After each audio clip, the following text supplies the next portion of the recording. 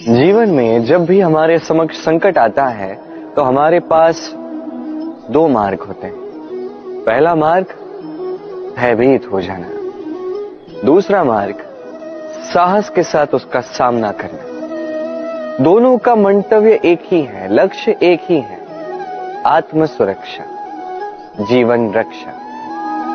किंतु भय को दुर्बल माना जाता है और साहस को आपका बल माना जाता है।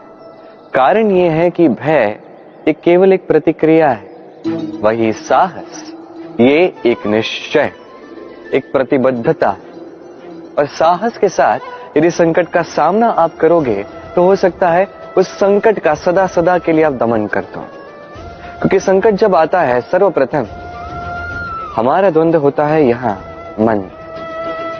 उस संकट का सामना हम यहां करते हैं। यदि इस हृदय को, इस मन को साहसी आप बना दो तो इसमें कभी भय नहीं आएगा और उस संकट का सामना करना सरल होगा, विजय प्राप्त करना सरल होगा। इसलिए निश्चित रूप से साहस अधिक श्रेष्ठ है। जीवन में जब भी कोई संकट आए तो साहस के साथ उसका सामना कीजिए और मेरे साथ प्रेम से कहिए राधे राधे। एक गैया और एक बछड़े में कैसा संबंध होता है। एक गैया अपने बछड़े को पुकार लगाती है और बछड़ा सहस्त्र गैयाओं में से अपनी माता का स्वर पहचान लेता है और अपनी माता से आके लिपट जाता है। अब कुछ ऐसा ही संबंध है आपके कर्मों का और आपके कर्म फल का भी। आप जो कर्म करेंगे, आपके कर्म फल को पुकार लगाएंगे और आपका कर्म फल कहीं ना कहीं से आपको ढूंढते ढूंढते आके आपसे लिपट जाएगा। तो उचित तो यही होगा कि आप सत्कर्म करें, क्योंकि एक बार भले ही ईश्वर आपको आपकी भूल के लिए क्षमा कर दे, आपके कर्म नहीं करेंगे।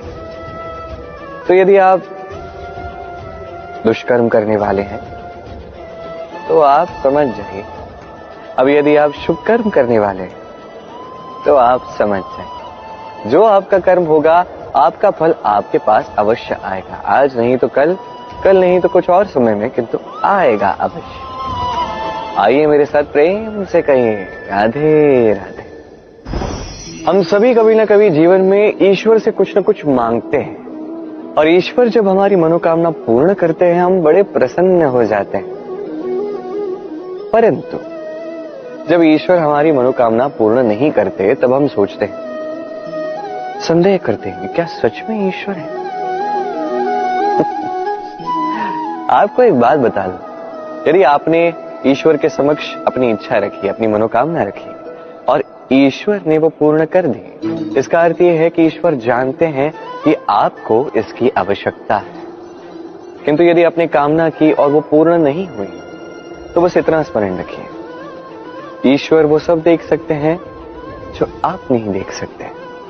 दूसरा कारण ये है कि ईश्वर ये बात भली भांति जानते हैं कि जो इच्छा आप रख रहे हैं वो इच्छा आप स्वयं अपने बल पर पूर्ण कर सकते हैं। तो यदि आपकी इच्छा ईश्वर पूर्ण करते हैं तो उन्हें धन्यवाद कहिए। यदि इच्छा पूर्ण नहीं करते हैं तो और भी धन्यवाद कहिए, क्योंकि वो आपके लिए या तो अच्छा कर रहे हैं या तो आपको उतना योग्य समझ रहे हैं कि आप स्वयं अपनी इच्छा, अपने स्वप्न पूर्ण कर सकते हैं। अपना कर्म करते जाइए, जीवन में आगे बढ़ते जाइए और मेरे साथ प्रेम से कहिए राधे राधे। आम और नीम दोनों ही अपने अपने स्थान पे अत्यंत विशेष, अत्यंत श्रेष्ठ। आम हमारी शक्ति बढ़ाता है, वही नीम रोगों से लड़ने की हमारी क्षमता बढ़ाता है। अब आम अत्यंत मीठा होता है और नीम कड़वा होता है। अब क्या इस कारण से नीम को निराश हो जाना चाहिए या स्वयं से घृणा करनी चाहिए कि वो कड़वा है? कदापि नहीं। देखिए, नीम कड़वा है, इसमें नीम का कोई दोष नहीं है, दोष जिह्वा का है, जिसे मीठा भाता है और कड़वा नहीं भाता। किंतु यदि आप नीम का उपयोग अपने जीवन में नहीं करोगे तो रोगों से लड़ने की आपकी क्षमता बढ़ेगी ही नहीं। तो नीम तो है अत्यंत महत्वपूर्ण।